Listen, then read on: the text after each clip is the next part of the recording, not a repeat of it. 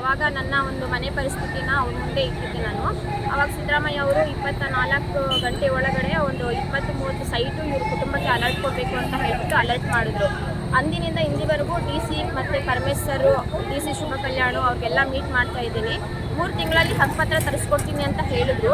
ಅದು ಇದುವರೆಗೂ ಹಕ್ಕುಪತ್ರ ತರಿಸ್ಕೊಡ್ಲಿಲ್ಲ. ಅದಕ್ಕೆ ಮೊನ್ನೆ ಏಪ್ರಿಲ್ ತಿಂಗಳಲ್ಲಿ ಜನಸಂಪರ್ಕ ಸಭೆ ನಡೀತಲ್ಲ, ಅವಾಗ ದಯಾಮರಣನೂ ನಾನು ಕೊಟ್ಟಿದ್ದೆ. ಸರ್, ನನಗೆ ಇರೋಕ್ಕೆ ನೆಲೆ ಇಲ್ಲ, 2 ಮಕ್ಕಳಿದ್ದಾರೆ, ಗಂಡ ಬೇರೆ ತೀರೋಗಿದ್ದಾರೆ, ಇವಾಗ ರೀಸೆಂಟ್ಲಿ 3 ತಿಂಗಳಾಯ್ತು ತೀರೋಗಿದ್ದಾರೆ ಅಂತ ಹೇಳಿಬಿಟ್ಟು ನಾನು ಇರೋಕ್ಕಾಗ್ತಾ ಇಲ್ಲ, ಎಲ್ಲೂ ಜಾಗ ಇಲ್ಲ ಅಂತ, ನನಗೆ ಜೀವನನೇ ಮಾಡೋದು ಕಷ್ಟ ಆಗ್ಬಿಟ್ಟಿದೆ, ನನಗೆ ದಯಾಮರಣ ಕೊಡಿ ಅಂತ ಹೇಳ್ಬಿಟ್ಟು ದಯಾಮರಣವನ್ನು ಒಂದು ಪರಮೇಶ್ವರ್ ಅವ್ರಿಗೆ ನೀಡಿದ್ದೆ.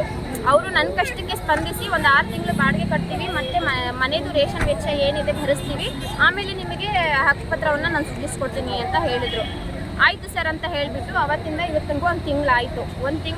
ಮತ್ತು ಮೊನ್ನೆ 6ನೇ ತಾರೀಕು ಬುಧವಾರ ದಿವಸ DC ಅವರಿಗೆ ಭೇಟಿ ಮಾಡಿದೆ. ಮ್ಯಾಮ್, 1 ತಿಂಗಳಾಯ್ತಲ್ಲ ಮ್ಯಾಮ್, ಅದ್ರ ಪ್ರೋಸೆಸ್ ಏನು ಮಾಡ್ತೀರಾ ನೀವು, ಅದು ಯಾವ ಥರ ನೀವು ಕಾರ್ಯರೂಪಕ್ಕೆ ತರ್ತೀರಾ, ಭರವಸೆ ಕೊಟ್ಟರಲ್ಲ ಅದು ಅಂತ ಕೇಳಿದ್ದಕ್ಕೆ, ನೀವು 5ಗೆ ಬನ್ನಿ ಅಮ್ಮ, 5 ಗಂಟೆಗೆ ಅದು ಅಲ್ಲಿ ಪರಮೇಶ್ವರ್ ಸಿಗ್ತಾರೆ ಅಂತ ಹೇಳಿದ್ರು ಇವರು.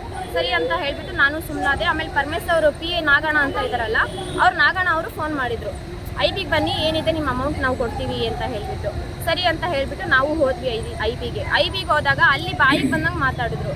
ನಾವೇನು ಬಡವ್ರಿಗೆ ಎಲ್ಲರಿಗೂ ಉದ್ಧಾರ ಮಾಡ್ತೀವಿ ಅಂತ ಹೇಳಿದ್ದೀವ, ಹಂಗೆ ಹಿಂಗೆ ಅಂತ ನಾಗಣ್ಣ ಅವರು ಮತ್ತೆ ಕೊರಟಗೆರೆ ಮಹಿಳಾ ಅಧ್ಯಕ್ಷರು ಅಂತ ಹೇಳಿ ಜಯಮ್ಮ ಅಂತ ಹೇಳಿ, ಆ ಜಯಮ್ಮನೂ ಅವರು ಹಾಗೆ ಮಾತಾಡಿದ್ರೆ ಅದೆಲ್ಲ ವಿಡಿಯೋ ರೆಕಾರ್ಡ್ ಇದೆ. ಆ ಥರ ಮಾತಾಡ್ತಿದ್ದೀರಲ್ಲ, ಅದನ್ನು ಮುಂಚೆನೇ ಹೇಳಬೇಕಿತ್ತು ನೀವು.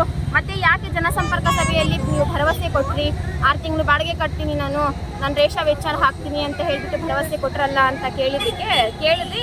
ವಿಡಿಯೋ ಮಾಡ್ಕೊಂಡಿದ್ದಕ್ಕೆ ನಾಗಣ್ಣ ಎಂಬ ವ್ಯಕ್ತಿ ಸ್ಪೆಷಲ್ ಅಧಿಕಾರಿ ಅಂತೆ ಪರಮೇಶ್ವರ್ ಅವರು ತಳ್ಳಿಬಿಟ್ಟು ಫೋನನ್ನು ಕಿತ್ಕೊಳ್ಳೋದಕ್ಕೆ ಪ್ರಯತ್ನ ಪಡ್ತಾರೆ. ಅದೆಲ್ಲ ವಿಡಿಯೋ ರೆಕಾರ್ಡ್ ಮಾಡಿದ್ದೀನಿ ನಾನು. ಇದುವರೆಗೂ ಏನು ನ್ಯಾಯನೂ ಸಿಗ್ತಾ ಇಲ್ಲ ಹಕ್ಕುಪತ್ರ. ಇವಾಗ CM ಬರುವಂಥ ಒಂದು ಸನ್ನಿವೇಶದಲ್ಲಿ 20ನೇ ತಾರೀಕೇನೋ CM ಬರ್ತಾ ಇದ್ದಾರಂತೆ. 1,85,000 ಮೀಸತ್ತು ಮತ್ತು ಹಕ್ಕುಪತ್ರವನ್ನು ಕೊಡ್ತಾ ಇದ್ದಾರೆ. ಮತ್ತು ನನಗೆ ಯಾಕೆ ಕೊಡ್ತಾ ಇಲ್ಲ? ಇಷ್ಟೊಂದೆಲ್ಲ ಹೋರಾಡ್ತಾ ಇರ್ತಿದ್ದೀನಲ್ಲ ಒಂದು ಸೂರಿಗೋಸ್ಕರ, ಅದರಲ್ಲಿ ಅಷ್ಟು ಜನಗಳ ಮಧ್ಯೆ ಒಬ್ಬಳನ್ನ ಯಾಕೆ ಆಯ್ಕೆ ಮಾಡ್ತಾ ಇಲ್ಲ ಇವರು? ಯಾಕೆ ಸುಳ್ಳು ಭರವಸೆಯನ್ನು ಕೊಡ್ತಾ ಇದ್ದಾರೆ? ಅದನ್ನ ನಾನು ಕೇಳಿದೆ. ಒಂದು ವೇಳೆ ಇವ್ರು ಕೇಳಲಿಲ್ಲ ಅಂತ ಅಂದ್ರೆ ಇದೇ ಅಮಾನಿಕೆರೆಯಲ್ಲಿ ನಮ್ಮ 3 ಜನ ಹೆಣ್ಣು ಮಕ್ಕಳ ಶೋಧ ಕಾರ್ಯ ನಡೆಸಬೇಕಾಗುತ್ತೆ. ಆ ಥರ ನಾನು ಮಾಡ್ತೀನಿ, ಮಾಡೋದಲ್ಲ. ಇದು ನನ್ನ ದಿಟ್ಟ ನಿರ್ಧಾರ. ನಾನು ಸಾಯೋವರೆಗೂ ಸುಮ್ಮನೆ ನನ್ನ ದಯಾಮರಣ ಕೊಟ್ಟಿರೋದು ನನಗೆ ಜೀವನಕ್ಕೆ ಇಷ್ಟನೇ ಇಲ್ಲ ಅಂತ ಹೇಳಿಬಿಟ್ಟು. ಇಷ್ಟಾದರೂ ಇವ್ರು ನೆಗ್ಲೆಕ್ಟ್ ಮಾಡಿದ್ರೆ ಇದೇ ಅಮಾನಿಕೆರೆಯಲ್ಲಿ ಹೇಳ್ತಾ ಇದ್ದೀನಿ ನಾನು, ನನ್ನ ಮಕ್ಕಳ ಶೋಧ ಕಾರ್ಯವನ್ನು ಇವ್ರು ಮಾಡಬೇಕು. ನನ್ನ ಸಾವಿಗೆ ಘಂಟಾಘೋಷವಾಗಿ ನಾನು ಇದು ಘೋಷಣೆಯನ್ನು ಕೊಡ್ತಾ ಇದ್ದೀನಿ.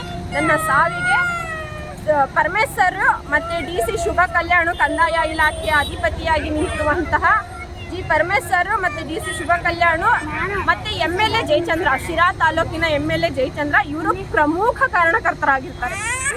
ಇಷ್ಟನ್ನ ನಾನು ಹೇಳಕ್ಕೆ ಇಷ್ಟಪಡ್ತೀನಿ.